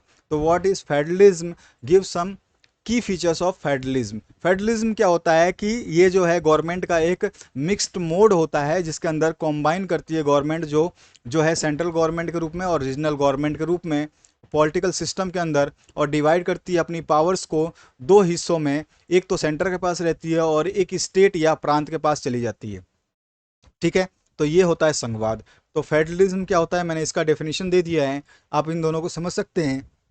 जो अभी अभी मैंने आपको हिंदी में बताया वही चीज़ इसमें लिखा गया है। उसके अलावा फीचर्स क्या हो सकते हैं, तो फीचर्स इसके बहुत सारे हैं। मैंने बहुत सारे फीचर्स यहाँ पे देखिए आप 7 फीचर्स बताए हैं, 1 2 3 4 5 6 एंड 7। ये 7 फीचर्स जो हैं इसके संघवाद के होते हैं। इसमें पहला फीचर जो है संघवाद की फीचर्स का मतलब होता है विशेषता, इसको बोलते हैं हम विशेषता। ठीक है, तो यहाँ पर विशेषता, ठीक है, तो ये विशेषता जो हैं ये हम पॉइंट वाइज डिस्कस कर सकते हैं। तो 7 पॉइंटों में विशेषताएं जो हैं आप बता सकते हैं, और बहुत इंपॉर्टेंट रहेगा ये क्वेश्चन 2022-23 में भी रिपीट हो सकता है, तो इसको ध्यान रखना है। इसमें पहला पॉइंट अगर हम बात करें, अगर हमें इंग्लिश में ही यहाँ पोर्शन खोल के रखता हूँ तो ताकि जो इंग्लिश मीडियम के स्टूडेंट हैं वो समझ लें, हिंदी तो सभी को आती है, जन्मजात अधिकार है हिंदी। तो यहाँ पर देखिए पहले पॉइंट में बोला गया है सरकार के 2 या 2 से अधिक स्तर हो सकते हैं। ठीक है, पहला पॉइंट ये बोलता है।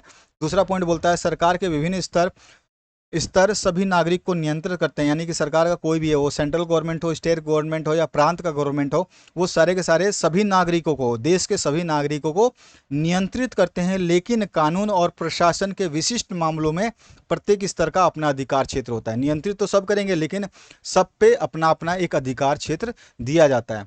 इसके अलावा जो है संविधान में सरकार के संबंधित स्तरों के अधिकार क्षेत्र का उल्लेख भी जो है इसमें किया गया है। तो ये भी एक रीज़न है। ठीक है, इसमें सारे के सारे कॉन्स्टिट्यूशन में जितने भी अधिकार हैं गवर्नमेंट के वो सारे के सारे उल्लेख किए गए हैं। उसके अलावा जो संविधान के मौलिक प्रावधानों के लिए सरकार के दोनों स्तरों की सहमति आवश्यक होती है। तो जो भी आपके फंडामेंटल राइट्स हैं उसके सारे के सारे लेवल्स के जो भी चीज़ें हैं उसको यहाँ पे जो है सहमति के साथ में दिया जाता है। उसके बाद में 5वें पॉइंट को अगर हम डिस्क्राइब करें तो 5वें पॉइंट में बोला गया है न्यायालयों के पास में संविधान और सरकार के विभिन्न स्तरों की शक्तियों की व्याख्या करने की शक्ति होती है। न्यायालय के पास में सबसे ज़्यादा पावर होती है कि आपने कुछ गलत तो नहीं किया, उसको मैं देख सकता हूँ। उसके बाद में अब छठा पॉइंट बोलता है वित्तीय स्थिति सुनिश्चित करने के लिए सरकार का जो प्रत्येक स्तर है, जितने भी लेवल्स है सरकार के, उसमें जितने भी इकोनॉमिक एक्टिविटीज़ हो रही हैं वो कहाँ से पैसा आ रहा है, उस सभी चीज़ों का उल्लेख किया गया है। ठीक है, तो ये छठा पॉइंट हो जाएगा। और 7वां पॉइंट जो है इसमें इस प्रकार की संघीय प्रणाली के दोहरे उद्देश्य होते हैं, जिसमें एक होता है देश की एकता की रक्षा करना और दूसरा होता है उसको बढ़ावा देना, और साथ ही साथ क्षेत्र के लोग जो है उसको समायोजित करना, यानी कि साथ में रखना। तो ये सारे के सारे 7 पॉइंट को आप इस तरह से समझ सकते हैं। 7 पॉइंट को मैंने यहाँ पे हिंदी में डिस्क्राइब किया है, इंग्लिश में मैंने आपको समझा दिया। इसके बाद में जो है आपका 26 नंबर क्वेश्चन है महात्मा गांधी राष्ट्रीय ग्रामीण योजना यानी मनरेगा, बहुत अच्छा नाम है, 2005 के उद्देश्य आपको बताने हैं। तो 2005 के मनरेगा के उद्देश्य अगर हम बात करें, बहुत सिंपल से उद्देश्य थे। इसने 7 उद्देश्य मेरे हिसाब से दिए थे, क्योंकि मैंने ये पेपर को सॉल्व करके आपको दिखाया है। तो इसमें 7 उद्देश्यों में से 5 उद्देश्य लिख देंगे तो 5 नंबर मिल जाते हैं। पहले उद्देश्य में इसका उद्देश्य जो है बेरोजगारों को उपलब्ध कराना है ना, प्रोवाइड एम्प्लॉयमेंट टू अनएम्प्लॉयड। और यह ग्रामीण भारत में रहने वाले सबसे कमजोर लोगों को रोजगार अवसर देकर सामाजिक सुरक्षा जो है प्रदान करता है। तो ये सबसे पहला पॉइंट ये कहता है। दूसरा पॉइंट क्या कहता है, अकॉर्डिंग टू मनरेगा वाला। तो इस पॉइंट में अगर आप ध्यान देंगे तो इसमें क्या है, मनरेगा के अनुसार जो लोग सक्षम हैं, जिन्हें काम की ज़रूरत है, उन्हें सरकार द्वारा जो है 100 दिनों का रोजगार की गारंटी दी जाती है। ठीक है, तो दूसरा पॉइंट ये कहता है कि 100 दिनों का रोजगार तो आपको मिलेगा ही मिलेगा, 365 दिनों में से 100 दिन आपको काम मिलेगा ही मिलेगा। उसके बाद थर्ड पॉइंट में क्या कहता है कि यदि सरकार रोजगार प्रदान करने में के कर्तव्य में विफल हो जाती है, यानी फेल हो जाती है, तो वह लोगों को बेरोजगारी भत्ता देगी। यानी कि अगर उनको काम नहीं देती है तो काम ना देने की बजाय उसको पैसे देगी। उसके बाद चौथा पॉइंट जो है इसमें क्या बोलता है, इस अधिनियम को दुनिया में सबसे बड़े और सबसे महत्वाकांक्षी सामाजिक सुरक्षा और लोक निर्माण कार्यक्रम के रूप में जाना जाता है। पूरे वर्ल्ड में ये फेमस है मनरेगा। और उसके बाद में पांचवा जो पॉइंट है, मनरेगा जो है भारत में समावेशी विकास सुनिश्चित करने के लिए एक शक्तिशाली माध्यम या साधन बोल सकते हैं, साबित हुआ है। उसके बाद में objective of MNREGA increase economic security of labours. MNREGA का उद्देश्य जो है मजदूरों की आर्थिक सुरक्षा को बढ़ावा देना है। और उसके अलावा जो है सातवां पॉइंट हम इंक्लूड कर सकते हैं, मनरेगा जो ग्रामीण से शहरी क्षेत्रों में श्रमिक के प्रवास को कम करता है। यानी मनरेगा जो है क्या करता है कि लेबर जो है गांव से शहर में जाते हैं उसको रोकता है, क्योंकि उनको गांव में ही रोजगार देने की इसकी जो है नियम कानून बनाई गई है। इसको मैंने हिंदी में यहाँ पे लिखा हुआ है, आप हिंदी में इन सभी पॉइंट्स को देख सकते हैं। जो मैंने आपको इंग्लिश में अभी बताया वो उसको हिंदी में आप यहाँ पढ़ेंगे तो आपको वही चीज़ मिल जाएगी। उसके बाद में जो है आपका 27 number question, the third last question, bank से आप क्या समझते हैं। आधुनिक युग में बैंकों के 3 प्रमुख कार्य जो आपको बताने हैं। बैंकों के इतने सारे कार्य हैं आप समझ नहीं सकते हैं, आप सभी को डिस्क्राइब करना चाहें कर सकते हैं। तो bank is a financial institution license to receive deposits and make loans. और bank protects money, bank lend the money, generating interests that create profit for the bank and the its customer. तो bank जो है एक वित्तीय संस्थान है जिसे जमा प्राप्त करने और ऋण देने के लिए लाइसेंस प्राप्त है, और बैंक पैसे की रक्षा करता है, और बैंक इस पैसे को उधार देते हैं जिससे ब्याज पैदा होता है, जो बैंक और उसके ग्राहकों को ब्याज के रूप में जो है मुनाफा पैदा करता है। ठीक है, ये चीज़ हो गई हमारी बैंक क्या होता है उसके बारे में। उसके बाद में बैंक के बहुत सारे फंक्शंस हैं। इसमें प्राइमरी फंक्शन है, सेकेंडरी फंक्शन है। प्राइमरी में जो है आपका एक्सेप्ट करना है डिपॉजिट, और दूसरा है ग्रांट लोन एंड एडवांसेस है। ठीक है, उसके बाद सेकेंडरी फंक्शंस में बहुत सारे 2 4 5 पॉइंटों में काम करता है ये। ठीक है, तो ये 5 पॉइंटों में ये काम करता है। अगर हम बात करें सीधा सीधा तो सबसे पहले अगर हम बैंक के बात करें, ऊपर आ जाते हैं, तो बैंक के जो प्राइमरी फंक्शंस हैं, प्राइमरी फंक्शंस जो हैं इसमें क्या होता है, एक्सेप्ट करना होता है। प्राइमरी मतलब प्राथमिक कार्य, और सेकेंडरी मतलब द्वितीयक कार्य। बैंक के प्राथमिक कार्य में होता है जमा को स्वीकार करना। तो जमा को स्वीकार करने में क्या करता है, बैंक की सबसे महत्वपूर्ण गतिविधि जो है वो क्या करती है, जनता से जमा राशि को जुटाना होता है। सबसे पहले डिपॉजिट लेना होता है फ्रॉम पब्लिक। ठीक है, उसके बाद में जिन लोगों के पास अतिरिक्त आय, द पीपल जिसके पास में सरप्लस इनकम है, सेविंग्स है, मतलब पैसा की भरमार है, जो मतलब पैसे रोटी की तरह रखते हैं, तो इस तरह से उनके लिए क्या करता है बैंक जो है उनको धन को जमा करने के लिए सुविधा देता है। और इस सुविधा के द्वारा जो है धन को जमा किया जाता है, और बैंक में जो धनराशि जो है इस पर एक ब्याज मिलती है, और इसी प्रकार जो है बैंक के पास जो राशि होती है उससे ब्याज जो है हमारा बढ़ता रहता है। उसके अलावा दूसरा जो है रीज़न इसका बैंक का रोल, उसमें ग्रांट लोन करना, एडवांस देना, ये सब चीज़ें हैं। तो ऋण और अग्रिम का अनुदान करना जो है बैंक के अंदर आता है। बैंक क्या है, दूसरा महत्वपूर्ण कार्य क्या करता है, एज ए ऋण देना। ठीक है ना, लोन्स जो क्रिएट करना। इस तरह के ऋण और अग्रिम जो है जनता व्यापारिक समुदाय को विभिन्न जमा खातों के उच्च ब्याज मतलब इसमें क्या होता है, पब्लिक को जो है हाई रेट ऑफ इंटरेस्ट मिलता है, ठीक है, उच्च ब्याज दर मिल जाता है। और जो आपका जो वेरियस अकाउंट्स हैं, ठीक है, rate of interest charge on the lens and advance of various depending on the purpose period in the time. जब ये ऋण देता है तो आपसे पूछता है कि आप किस काम के लिए लेते हैं। होम लोन लोगे तो अलग ब्याज लगेगा, व्हीकल लोन लोगे तो अलग ब्याज लगेगा, लैंड लोन लोगे तो, पर्सनल लोन लोगे तो अलग ब्याज लगेगा। तो इन सभी चीज़ों के हिसाब से ये ब्याज देता है। सेकेंडरी फंक्शंस या इसको बोल सकते हैं हम द्वितीय कार्यों में जो शामिल हो सकता है, ये क्या करता है, शाख पत्र, यात्री चेक और सर्कुलर नोट मतलब ये सब जारी करता है। उसके अलावा क्या करता है ये सुरक्षित जमा लॉकर तिजोरी जो है वो देता है, कीमती सामान रखने के लिए, महत्वपूर्ण आपके दस्तावेज हैं उनको रखने के लिए, कोई भी चीज़ जो है आपको उनको अगर रखना है बैंक में तो उसके लिए इम्पोर्टेंट लॉकर्स जो है प्रोवाइड करता है। उसके अलावा जो है ग्राहकों को विदेशी मुद्रा की सुविधा भी ये प्रदान करता है। अगर आपके पास विदेशी पैसे तो आप एक्सचेंज करा सकते हैं, आप अपने करेंसी में जिस भी देश में रहते हैं उस टाइप की करेंसी ले सकते हैं, क्योंकि दूसरे देश का पैसा आपके पास होगा तो चलेगा नहीं। उसके अलावा जो है नेक्स्ट पार्ट में जो है हम कह सकते हैं कि ये एक स्थान से दूसरे स्थान पर अगर बैंक की कोई शाखा है तो वहाँ पर भी ये इस पैसे को क्या ट्रांसफ़र कर देता है। ऐसा नहीं है कि आप उस बैंक में, आपका सेम बैंक है लेकिन आप राजस्थान से महाराष्ट्र चले गए तो आप क्या पैसे नहीं निकाल सकते वहाँ महाराष्ट्र के बैंक से? बिल्कुल निकाल सकते हो। ये क्या करता है, दूसरे बैंकों में भी ट्रांसफ़र कर देता है अपने सब बैंक्स में, और इशू कर देता है डिमांड ड्राफ्ट जो है और पे ऑर्डर जो है, ये सारे के सारे इशू करने का भी इसका काम है, जिसको बैंक करता है बखूबी। तो ये सारे के सारे मॉडर्न टाइम में जो है काम है बैंक के। यहाँ पे मैंने हिंदी में लिख दिया, आप इसको अगर आप हिंदी में, जो स्टूडेंट्स हैं उसको हिंदी में पढ़ लें, सब कुछ है। टोटल चीज़ें मैंने यहाँ पे, मैंने ऐसा कुछ चीज़ छोड़ी नहीं है जो आपको परेशान करे, सब कुछ आप पढ़ सकते हैं। उसके बाद जो है आपका विश्व व्यापार संगठन WTO क्या है, इसके प्रमुख कार्य क्या हैं?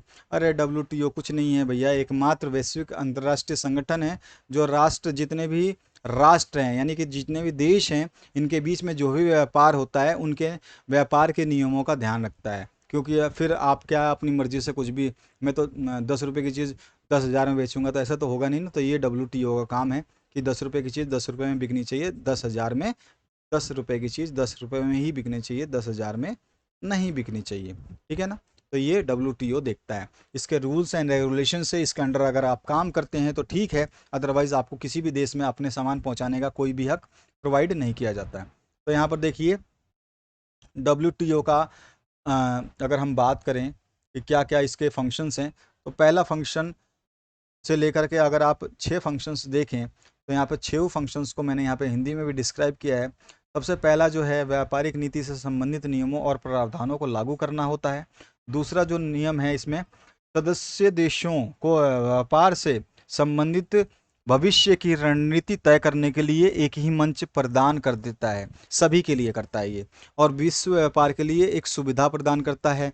और विवाद अगर कोई हो जाता है, मान लो किसी डिस्प्यूट हो गई, एक देश ने दूसरे देश के ऊपर माल तो भेज दिया, हमेशा तो पूरे पैसे देते नहीं हैं, कुछ पैसे बकाया रहते हैं, कुछ पैसे दे देते हैं, तो अगर उसमें कोई डिस्प्यूट हो जाती है तो उसको भी जो है इसको सॉल्व करना WTO का काम है। उसके अलावा जो है विश्व संसाधनों का इष्टतम प्रयोग, यानी जो भी सोर्सेज हैं हमारे पास, चाहे कोयला हो, चाहे नेचुरल गैस हो, सन एनर्जी हो या लाइट हो, इन सभी को सही तरीके से और कम से कम उपयोग करने के लिए जो है ये सुनिश्चित करता है। उसके अलावा सार्वभौमिक आर्थिक नीति निर्धारण करता है, जिससे अंतर्राष्ट्रीय संगठनों जैसे IMF और या IBRD की सहायता जो है ये कर सकता है, ठीक है। तो ये सारी चीज़ें इसमें शामिल हो जाती है। इसका अथवा पार्ट में जो है वैश्वीकरण क्या है, वैश्वीकरण प्रक्रिया में बहुराष्ट्रीय कंपनियां की क्या भूमिका है।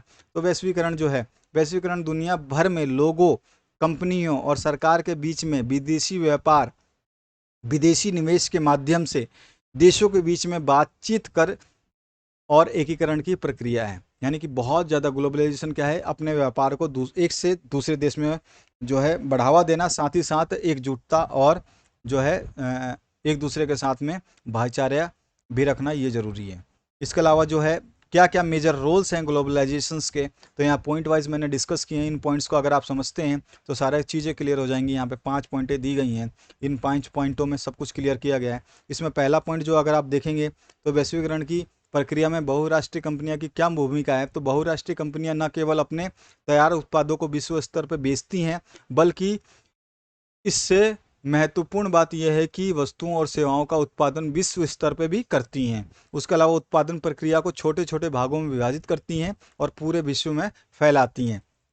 उसके अलावा जो है आप बोल सकते हैं अधिकांश विदेशी निवेश अधिक विदेशी व्यापार के परिणाम से देशों के उत्पादन और बाजारों का एकीकरण भी ये करती हैं। उसके अलावा जो है देशों के बीच अधिक से अधिक सामान और सेवाएं, निवेश और प्रौद्योगिकी जो है बढ़ता है। और पांचवा पॉइंट जो है हम कह सकते हैं प्रौद्योगिकी ने कम लागत पर लंबी दूरी तक माल की जो है तेजी से डिलीवरी की संभावना भी बना दी है। अब आपका अंतिम क्वेश्चन है जो मानचित्र रिलेटेड है। इसमें क्या पूछा गया है इसको देख लेते हैं।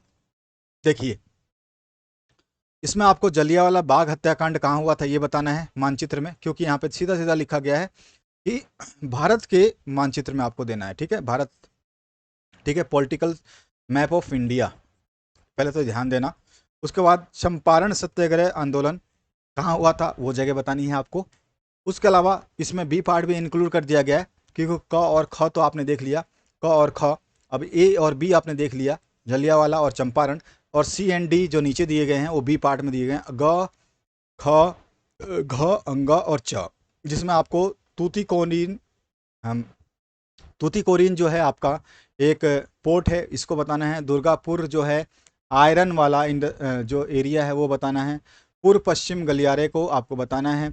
और नरोरा परमाणु केंद्र जो कि आपका यूपी में केंद्रित है उसको बताना है। तो ये सारी चीज़ें यहाँ पर इंग्लिश में लिखा हुआ है, इसका वर्जन आप इंग्लिश में देख सकते हैं। एफ तक तो यहाँ पर है और इस ई पार्ट का ए और बी ऊपर है यहाँ पर। ठीक है, आपके पास क्वेश्चन नहीं होगा तो आप देख सकते हैं।